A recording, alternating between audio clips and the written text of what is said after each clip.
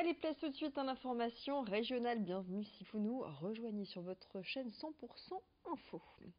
Info pratique pour débuter cette édition avec les premières déclarations d'impôts qui sont arrivées dans vos boîtes aux lettres. Et malgré l'entrée en vigueur du prélèvement à la source le 1er janvier dernier, eh bien, il est impératif de remplir sa déclaration d'impôt 2018. C'est le cas pour les foyers imposables et non imposables. Et pour la première fois cette année, la déclaration en ligne est obligatoire. Fini la déclaration papier. Pour accompagner les personnes les plus éloignées du numérique, la direction des finances publiques va accentuer son accueil des contribuables.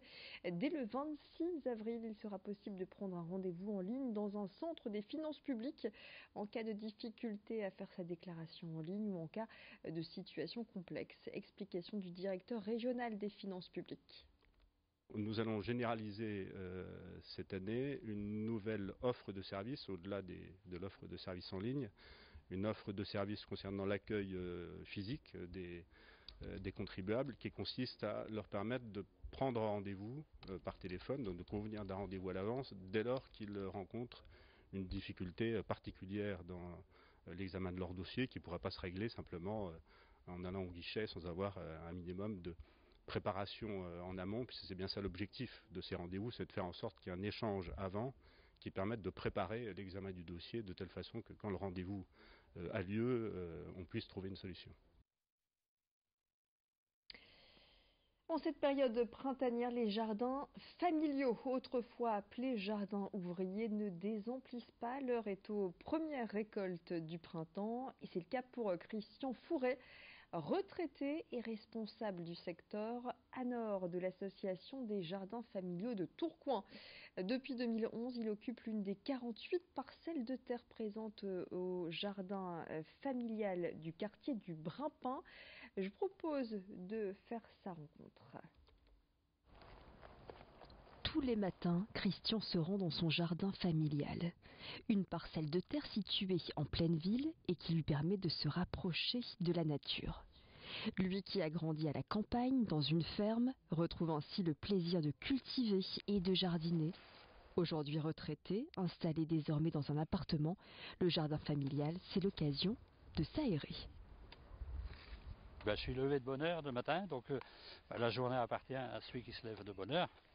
Et puis voilà quoi, c'est mon plaisir, c'est mon dada. Et donc je viens le matin de bonne heure, je retrouve les collègues pour boire un café. Des gens on en connaît de toutes sortes, tu vois, de toutes nationalités. C'est ce qui est bien aussi dans les jardins familiaux. Et c'est la cloche qui sonne l'heure du café. Au fil des années, des amitiés se sont créées chez les adhérents de l'association des jardins familiaux de Tourcoing. Entre les cultures de salades et de fraises, ils discutent de la pluie et du beau temps, de cette météo qui leur donnera, ou pas, des parcelles riches en fruits et légumes. On se fait des amis, beaucoup, et puis on se retrouve tous autour d'un verre ou un café, et puis c'est vraiment magique, quoi. Je veux dire, c'est magique.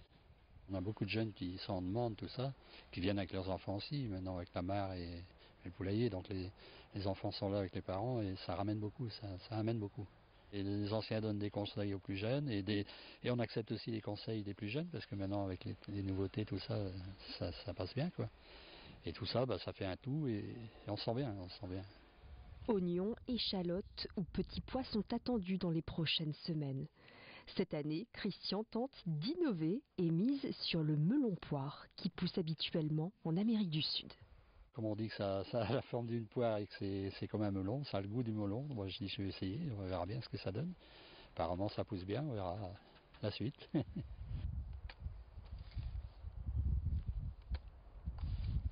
Effectivement, à suivre. Et à Tourcoing, ce jardin familial organise ses portes ouvertes le samedi 1er juin avec un marché aux puces et aux plantes. Ça se passe à l'angle de la rue d'Anor et de la rue de Fives à Tourcoing. N'hésitez pas à vous renseigner vous aussi, il y a forcément un jardin familial près de chez vous.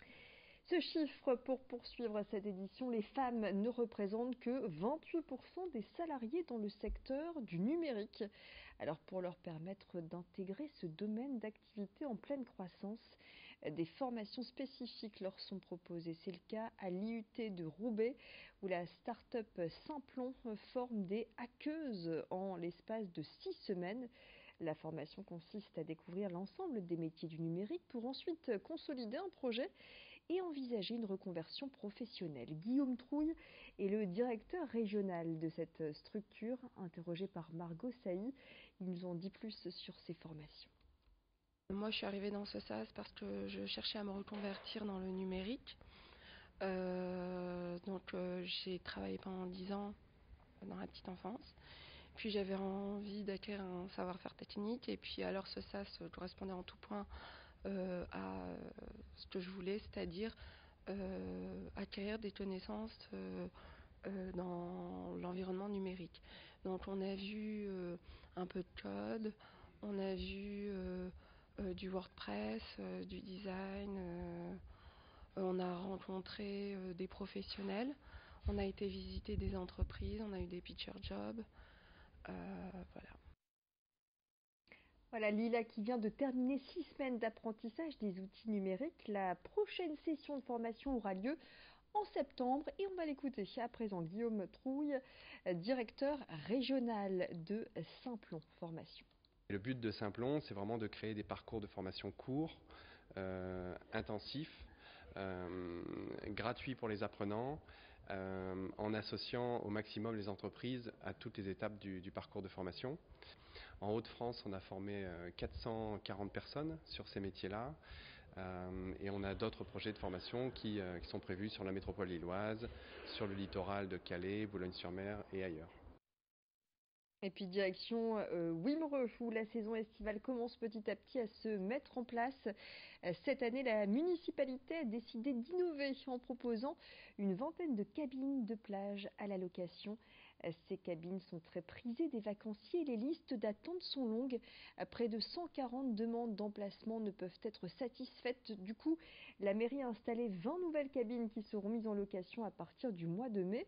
Elles ont été créées par une association de réinsertion du Portel, l'association Créactif, et elles portent des noms choisis par des écoliers. Il est possible de réserver une cabine via le camping municipal. Pour le moment, un tiers de ces cabines ont d'ores et déjà trouvé preneur. Et vous pouvez donc vous renseigner. N'hésitez pas pour les prochaines semaines du côté de Wimereux. C'est la fin de cette édition régionale. Restez avec nous. Tout de suite, vous retrouvez les prévisions météo.